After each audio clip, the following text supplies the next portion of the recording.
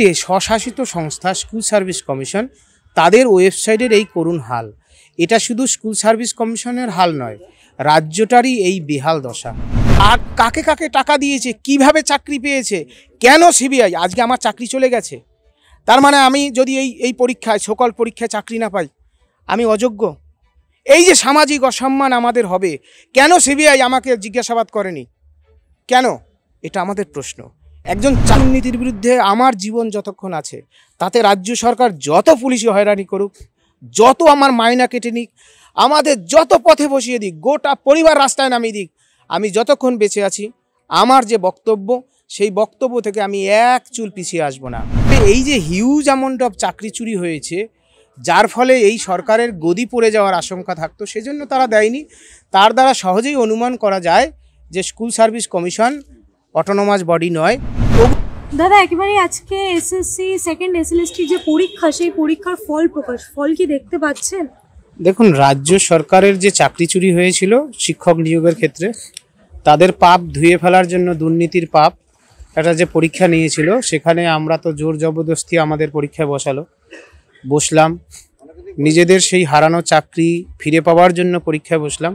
তার আজকের একাদশ দ্বাদশ শ্রেণীর ফলাফল প্রকাশ করার কথা ছিল এবং সেই মর্মে প্রকাশিতও হয়েছে, কিন্তু এখনো পর্যন্ত আমরা কেউই যে 60 নম্বরের পরীক্ষায় কত পেয়েছি জানতে পারিনি।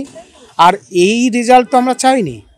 আমরা জানতে চেয়েছিলাম যে ইন্টারভিউ এবং ভেরিফিকেশানে কাদেরকে ডাকা হচ্ছে, তার মধ্যে আমাদের এসএসসি 2016 প্যানেলের যোগ্য শিক্ষক শিক্ষিকা যারা ছিলেন, কারণ ইতিমধ্যেই টেন্টেডরা বাতিল হয়েছেন, পরীক্ষায় বসতেই পারেননি, তারা কতজন পেলেন কতজন পেলেন না, বা যারা কনসার্ন একাদশ দ্বাদশ শ্রেণীতে শিক্ষকতা করছিলেন তাদের মধ্যে কতজন ডাক পেলেন কতজন পেলেন না, এই যে ফলাফল প্রকাশ হয়েছে একটা ধোঁয়াশা। আরও একটা রাত তীব্র উৎকণ্ঠা এবং দুশ্চিন্তায় কাটানোর বন্দোবস্ত করে দিয়েছে স্কুল সার্ভিস কমিশন, কারণ তাদের ওয়েবসাইট বা যে লিঙ্ক, সেই লিঙ্ক ক্র্যাক করে গেছে, আমরা কেউই দেখতে পাইনি। আচ্ছা, এই যে সরকারি এত অব্যবস্থার কারণটা কি? সরকারি এত অব্যবস্থার কারণ হচ্ছে রাজ্য সরকারের উদাসীনতা, সঠিকভাবে রাজ্যটাকে পরিচালনা করতে না পারা, জনগণের ট্যাক্সের টাকা দিয়ে দেদার খেলা মেলা, মানুষকে ভিক্ষা দান করা, আর উল্টে স্বশাসিত সংস্থা স্কুল সার্ভিস কমিশন তাদের ওয়েবসাইটের এই করুণ হাল। এটা শুধু স্কুল সার্ভিস কমিশনের হাল নয়, রাজ্যটারই এই বেহাল দশা। স্কুল সার্ভিস কমিশন কি সত্যি স্বশাসিত সংস্থা আপনার মনে হচ্ছে? খাতায় কলমে স্বশাসিত সংস্থা, কিন্তু চালায় রাজ্য সরকার, এটা তো সহজেই অনুমান করা যায়। কারণ অযোগ্য শিক্ষকদের, শিক্ষিকাদের এবং শিক্ষাকর্মীদের তালিকা দিয়েছেন, কিন্তু যোগ্যদের তালিকা দেননি। বারবার আমরা জানিয়েছি যোগ্যদের তালিকা দেওয়ার কথা বলেছি, দেননি। তাহলে এখানেই বোঝা যায় যে রাজ্য সরকারকে বাঁচানোর জন্য, কারণ যোগ্যদের তালিকা দিলে তখনই তো একেবারে সুস্পষ্টভাবে পরিষ্কার হয়ে যাবে যারা নিয়োগ অথরিটি, তাদেরকে সুপ্রিম কোর্ট বলছে তারা পলিসি ডিসিশন করে, তারা যে গেজেট বার করছে তাতে হাত দেওয়া যাবে না। তাহলে তারা যে তালিকা বলছে সেই তালিকা মেনে নিতে হবে। তাহলে এই যে হিউজ অ্যামাউন্ট অফ চাকরি চুরি হয়েছে, যার ফলে এই সরকারের গদি পড়ে যাওয়ার আশঙ্কা থাকতো, সেজন্য তারা দেয়নি। তার দ্বারা সহজেই অনুমান করা যায় যে school service commission autonomous body নয়। তবুও আমরা এসএসসির যিনি বর্তমান চেয়ারম্যান আছেন সিদ্ধার্থ মজুমদার, তার প্রতি আমাদের আবেদন, এই যে পরীক্ষা আপনারা নিয়েছেন, এই পরীক্ষায় নিয়োগটা যেন দুর্নীতিমুক্ত স্বচ্ছ হয়। কতটা আশাবাদী ফল প্রকাশ নিয়ে? দেখুন, আশাবাদী বলতে আমার ব্যক্তিগত কথা যদি বলেন, আমরা শেষ দিন পর্যন্ত, অর্থাৎ 4 সেপ্টেম্বর, আপনারা জানেন 7 এবং 14 সেপ্টেম্বর পরীক্ষা হয়েছে 2025-এর, 4 সেপ্টেম্বরও আমরা বিধানসভা অভিযানে এসেছিলাম যোগ্য তালিকা পাওয়ার জন্য। শেষ মুহূর্ত পর্যন্ত আমরা রাস্তার লড়াইয়ে ছিলাম। তারপরে আমরা পরীক্ষায়, আমিও অংশগ্রহণ করেছি, আমার পরীক্ষা সেরকম ভালো হয়নি, চেষ্টা করেছি, দেখা যাক কত পাওয়া যায়, রেজাল্ট প্রকাশিত হলে বলা যাবে, বা আপনারাও আমার রোল নম্বর দিয়ে দিলে জানতে পারবেন। যদিও এক শ্রেণীর গুজব রটানো মানুষ, যারা অনেক গুজব রটিয়েছিলেন, কিন্তু সত্য চিরদিন সত্যই থাকবে, মিথ্যে চিরদিন মিথ্যেই। সত্যকে মিথ্যে দিয়ে ঢেকে রাখা যায় না, সেই ভাবনায় আজও আমরা রাস্তায় আছি যে যোগ্যদের চাকরি ফিরবে। কারণ আমরা নিষ্কলঙ্ক শিক্ষক। মানুষের 7 বছর ধরে ধারাবাহিকতা সহ যোগ্য চাকরি চলে যাওয়া, অর্থাৎ জীবন জীবিকা চলে যাওয়া, যা সংবিধান রক্ষার বিরোধী। সুতরাং ভারতবর্ষের যে সংবিধান বাবা সাহেব আম্বেদকর রচনা করে গিয়েছিলেন মানুষের জন্য, সেই সংবিধান রক্ষিত হলো না। এটা ভারতবর্ষের কাছে একটা লজ্জা, এটা ভারতবর্ষের বিচার ব্যবস্থার কাছে একটা লজ্জা, হাইকোর্টের কাছে একটা লজ্জা, সুপ্রিম কোর্টের কাছে একটা লজ্জা। এটা আমরা মনে করি, কারণ আমরা ভুক্তভোগী শিক্ষক। সুপ্রিম কোর্ট পারেনি যোগ্যদের চাকরি বাঁচাতে। আর দেশের যে প্রধান তদন্তকারী সংস্থা সিবিআই, আমাদের আশা ছিল যে সিবিআই প্রকৃত তদন্ত করবে, কারা যোগ্য আর কারা অযোগ্য প্রত্যেককে ইন্টারোগেট করবে, জিজ্ঞাসাবাদ করবে। যাদের নাম প্রকাশিত হয়েছে তাদেরকে জিজ্ঞাসাবাদ করবে যে কাদেরকে তোমরা টাকা দিয়েছো, কিভাবে তোমরা চাকরি পেয়েছো। এইগুলো নিয়ে আমাদের আক্ষেপ আছে। দাদা অ্যানসার কিও তো একেবারে দিয়ে দেওয়া হয়েছে, তো কত নাম্বার পাবেন এবং সেটা কতটা স্বচ্ছ হবে এইবারের পরীক্ষা আপনার মতে? দেখুন, আমি এখনো দেখিনি, যদি দিয়ে থাকে, মানে জাস্ট 5 মিনিট আগে আমি দেখছিলাম যে তখন আমি পাইনি, তো আমি দেখব।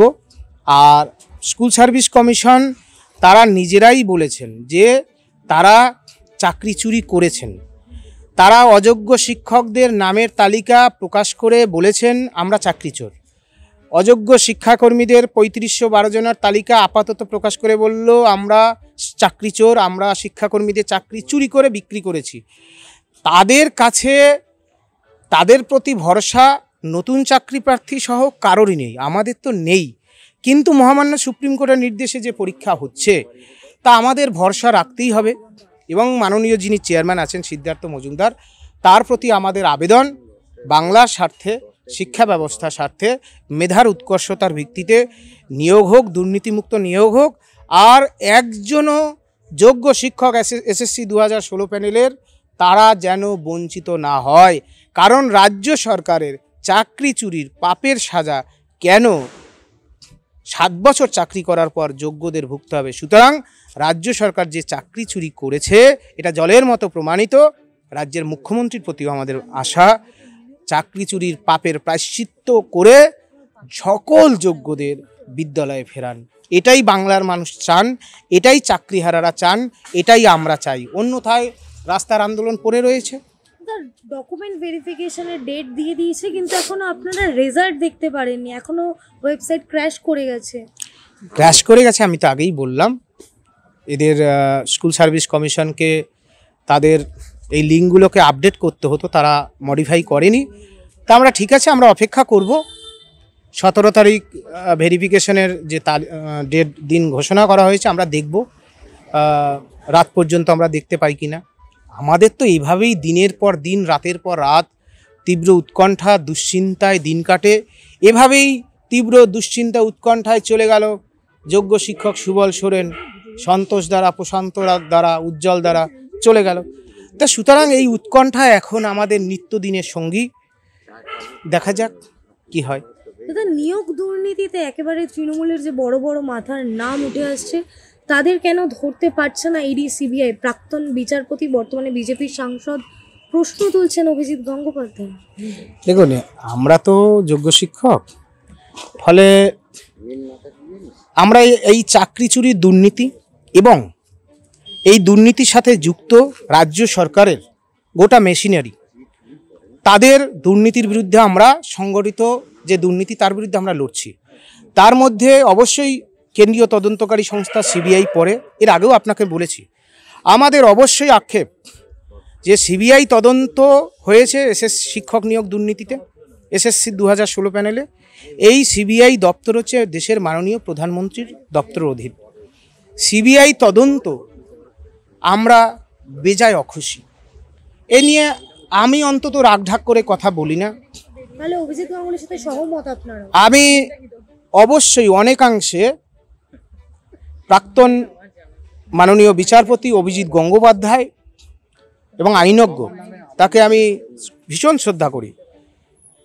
তিনি বলেছেন তার বক্তব্য তিনি বলেছেন, কিন্তু আমি একজন চাকরিহারা শিক্ষক হিসেবে অনুভব করেছি, কারণ আমি সেই একমাত্র ব্যক্তি সুমন বিশ্বাস যে সিবিআইকে পার্টি করে ওএমআর মামলা করেছিলাম সুপ্রিম কোর্টে।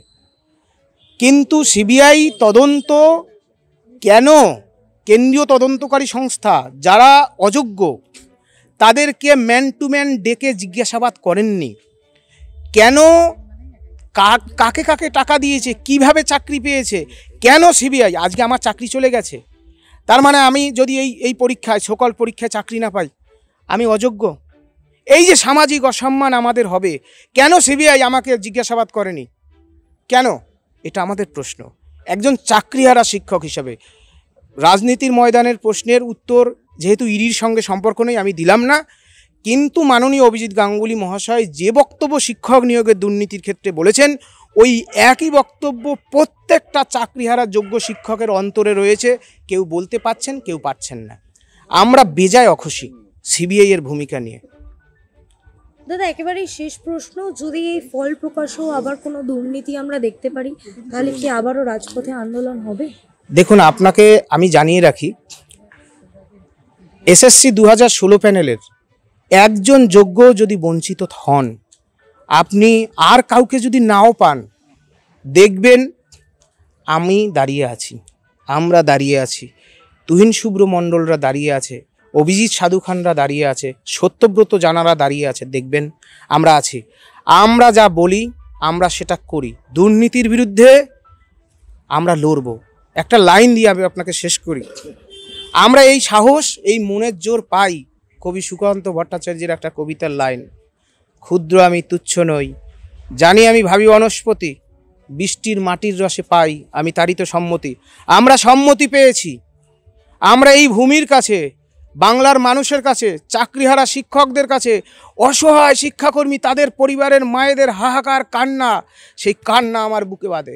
সুতরাং এই দুর্নীতির বিরুদ্ধে আমার জীবন যতক্ষণ আছে, তাতে রাজ্য সরকার যত পুলিশি হয়রানি করুক, যত আমার মাইনা কেটে নিক, আমাদের যত পথে বসিয়ে দিক, গোটা পরিবার রাস্তায় নামিয়ে দিক, আমি যতক্ষণ বেঁচে আছি আমার যে বক্তব্য, সেই বক্তব্য থেকে আমি এক চুল পিছিয়ে আসব না।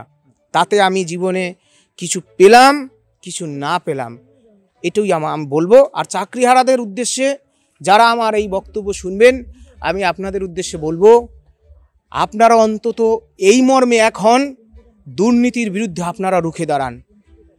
রাজনীতি, দলীয় রাজনীতির ঊর্ধ্বে উঠেও আপনাদের এক হতে হবে। এই কারণে আমরা মর্মে মর্মে উপলব্ধি করেছি যে এত বড় একটা শিক্ষক নিয়োগ দুর্নীতি আমাদের রাজ্যের যারা যেসব সকল রাজনৈতিক দল,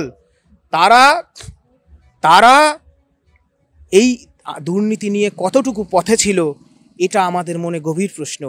সুতরাং আমরা আপনাদের সন্তান, আমরা আপনাদের ভাই বোন দাদা, আমাদের এই লড়াইয়ে আপনারা কাঁধে কাঁধ মিলিয়ে থাকুন, দুর্নীতির বিরুদ্ধে লড়াইয়ে থাকুন, আপসীন ধারার লড়াইয়ে থাকুন।